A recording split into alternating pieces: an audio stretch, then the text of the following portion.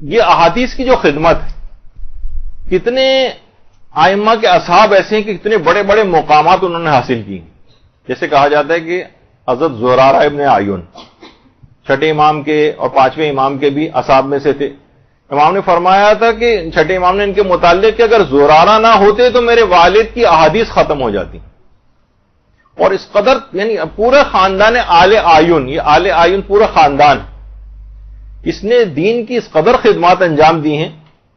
اچھا، آل اعین کوفی تھے، یعنی ان کے والد کوفے میں رہتے تھے. اچھا، زرارہ کے جو والد تھے وہ عیسائی تھے.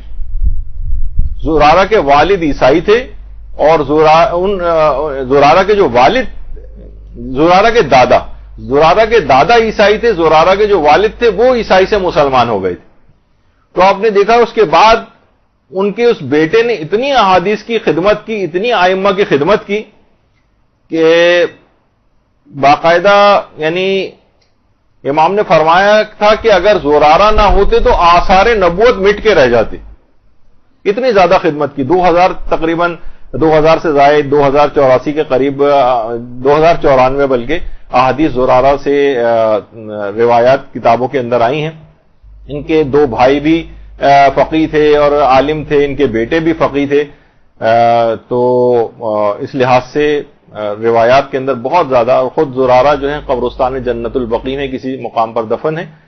تو اتنے یعنی احادیث کی خدمت کی وجہ سے. تو آپ احادیث کی خدمت کیا کریں گی کہ ان کو حفظ کریں گی اور دیگر لوگوں تک اس کو پہنچائیں گی، برمحل ان کا انتخاب کر کے لوگوں کے سامنے اس کو ذکر کریں گی. یہ آپ کی احادیث کی خدمت ہوگی.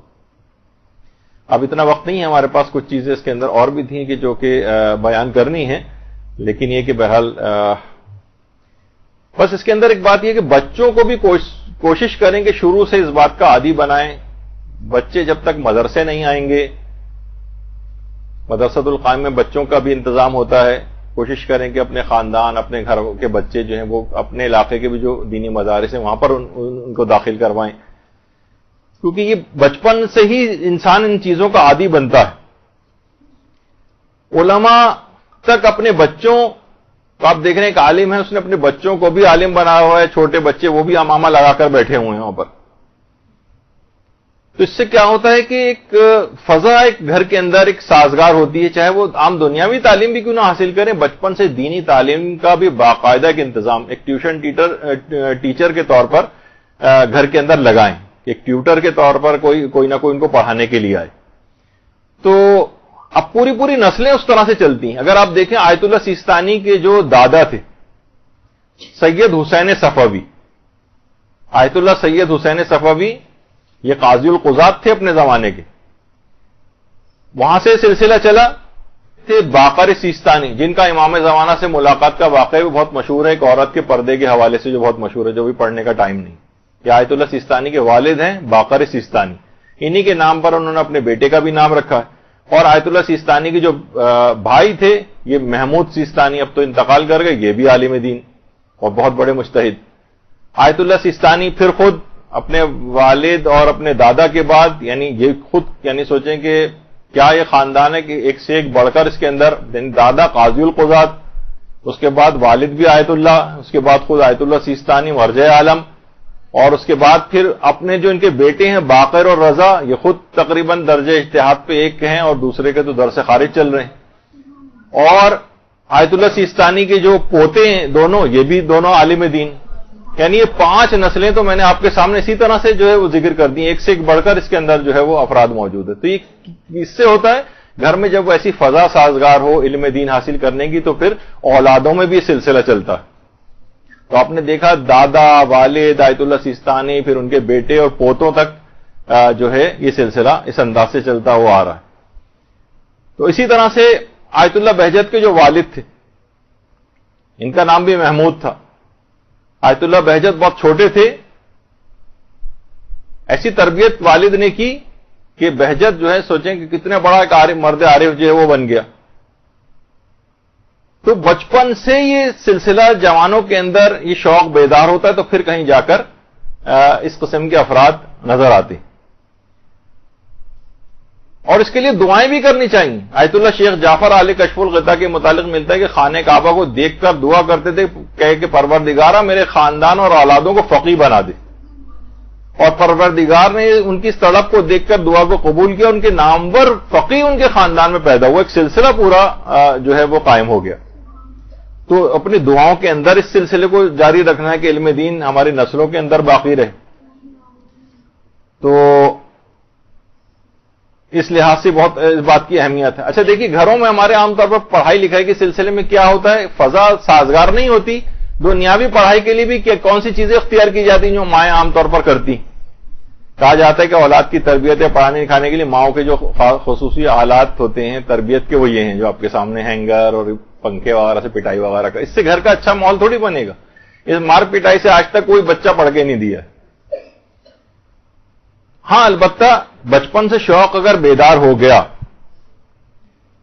تو ایسا شوق ہوتا ہے کہ پھر وہ جوتوں کے پاس بیٹھ کر بھی پھر علم حاصل کرتا ہے, اور پھر بڑھاپے تک یہ شوق چلتا ہے. یعنی کتابوں کے ساتھ وہ بڑا عالم بن جائے گا. کتابوں کے ساتھ آپ دیکھیں بانو امین اصفہانی جو خواتین میں ایک خاتون جو مجتہدہ بنی اور ایسی عارفہ تھیں, وہ خود فرماتی ہیں کہ میرے علاقے میں حضرت اسرائیل کسی کی قبض روح کے لیے آتے ہیں تو مجھے اس کی اطلاع ہو جاتی کہ آج کس گھر میں تشریف لے گئے. تو بانو امین اصفہانی ان کے متعلق میں ویسے پہلے بیان کر چکا ہوں پچھلے نشستوں میں جو کلاسز ہوئی ہیں یہاں پر, کہ بانو امین اصفہانی کی 11 اولادیں تھیں. کوئی سوچ سکتا ہے کہ 11 اولادوں کتنے زیادہ مسائل ہوتے ہیں ان کے تربیتی, اس کے باوجود بھی اتنا علم حاصل کیا کہ درجہ اجتہاد تک پہنچی.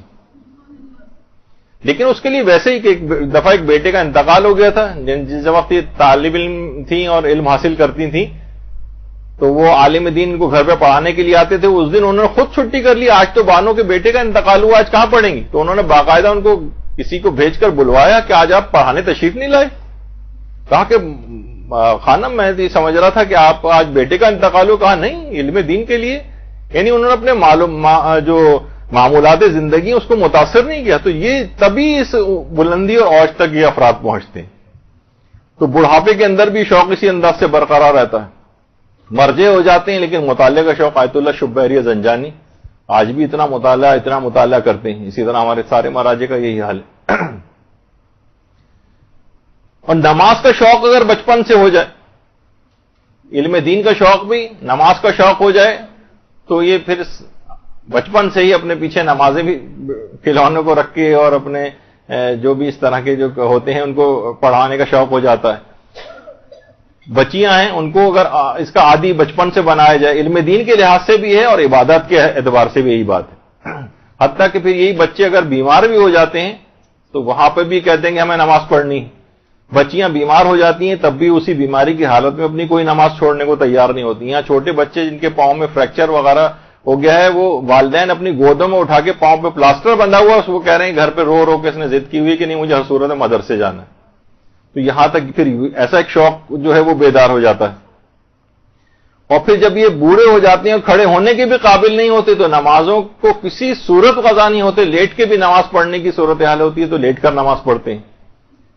بیٹھ کر کتنے بزرگ ہو جائیں, اسپتالوں کے اندر ایڈمٹ ہو جائیں, لیکن اس کے باوجود بھی کھڑے ہونے کی بھی طاقت نہیں رہے تو بیٹھ کر اس انداز سے اپنی عبادت کو انجام دیتے ہیں. یعنی وہ شوق جو بچپن سے شروع ہوا تھا وہ کسی لمحے وہ شوق ختم ہونے نہیں آتا, چاہے وہ علم کا شوق ہو, عبادات کا شوق.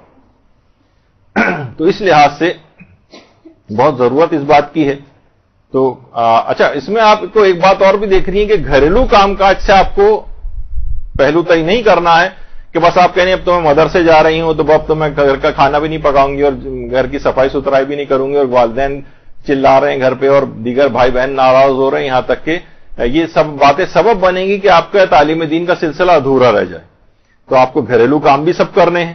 حتیٰ کہ کتنے ہمارے بزرگ علماء وغیرہ جو ہیں, دیکھیں نمازوں کے اعتبار سے بھی یہ بات جو سلائڈس رہ گئی تھی آپ کو دکھانی, کہ اگر عادت ہو جائے اس کی تو کسی بھی عہدے پر اور جاب پہ بھی انسان ہو وہاں پہ بھی اپنی نمازوں کو انجام دیتا ہے. تو گھریلو کام کاج کے اعتبار سے بھی ہمارے علماء ہیں, مثلا اس بزرگی کے عالم میں بھی اگر مثلا ان کو روٹی لینے جانا پڑ رہی ہے تو وہ گھریلو کام کرتے بھی نظر آتے ہیں. آیت اللہ نوری حمدانی یعنی مرجع تقلید ہیں، لیکن گھر کی سودا سلف لانا، سبزی لانا خود بازاروں میں جا کر لے کر آتے ہیں. تو معمولی سا علم حاصل کرنے کے لیے یہاں آنے کے لیے اب گھریلو کام کاج سے اپنے آپ کو کہیں کہ نہیں اب تو میں گھر کے کام نہیں کروں گی، یہ ایک اچھا رویہ نہیں ہوگا. رحمتک یا ارحم الراحمین وصلی اللہ علی محمد وآلہ الطاہرین.